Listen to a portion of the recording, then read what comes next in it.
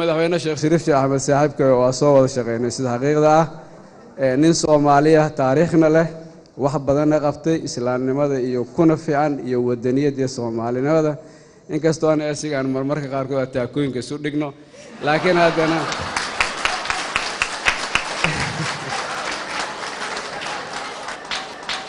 runtii haddana iskuma fogaano qaarkood ma gaarno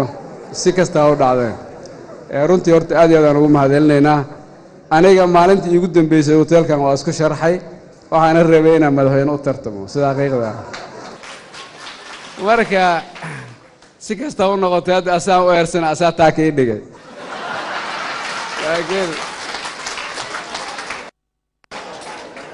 laakiin aniga wada ka fikir maayo taakada inaan taako ku gudo marka waxaan rabaa saaxiibkay aniga hore isu naqaana asigana waa yaqaana anigana waa aqaana aniga taageeradeeda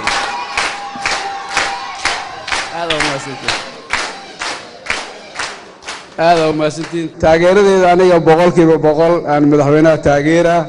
waana doorana dhawaanadana waan ka codsanaa inay doortaan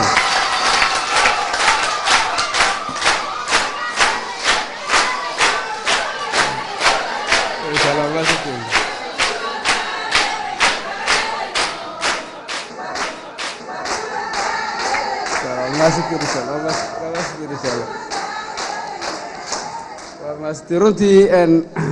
wax kalena ma aha ummadda Soomaaliyeed anaga waxaan ka fakaraynaa mar walba qarannimadeena iyo ummadda Soomaaliyeed horumarkeena ninkii keeni kara in gacan lagu siiyana xaq way runtii asaamu taystay xaqna waa u leeyahay gacan waa ku siinayna bidillah kariim bani aadamkuna aragtidiisii waa kala duunaan kartaa laakiin waxa la rabaa in la aado meesha xaq jiro meesha wadanka wanaagiisa jiro meesha dadka wanaagooda jiraan meesha diinta wanaageeda jiro runtii aan intaban waa ku aaminsanahay inuu wanaageedana uu leeyahay hoggaankeedana uu leeyahay qiimaheedana uu leeyahay karaamadeedana uu leeyahay haybadna uu ilaahay u siiyay marka idinku aad iyo aad u mahadsan wixii la soo maray waa la soo maray hadda waxaan rajaynaynaa in ummadda Soomaaliyeed dhibaatada ka baxdo dawlad wanaag inay gaarto wixii magaalada laga soo maray meeshii laga soo bilaabay ilaa asmar hadda ma tirin karno runtii laakiin haddaan maagno inaan tirino wax badan aan ka sheegi karnaa marka idinku aad iyo aad u mahadsan meeshana waa lagu daahay waxaan rajaynaynaa berito in ilaahay natiijada tii ugu habbooneed oo ummadda Soomaaliyeed meel ku gaari lahayd ilaahay ka dhigo waxaan kaloo rajaynaynaa saaxiibkay inuu 40 sano kuwii asigana sharaf badan dood u gaaray mid ka badan uu ku gaaray in ilaahay uga dhigo ummadda Soomaaliyeed waxaan rajaynaynaa inay nabad iyo uu ku gaaray in ilaahay uga dhigo ummadda Soomaaliyeed waxaan rajaynaynaa inay nabad iyo walaalnimo iyo wanaag isu niyooto iskulana shaqeyso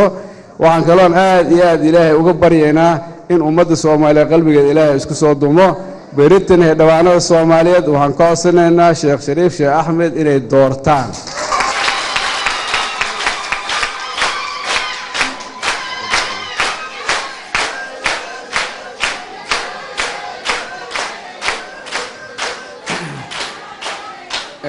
madaxweyne Allah ku fududeeyo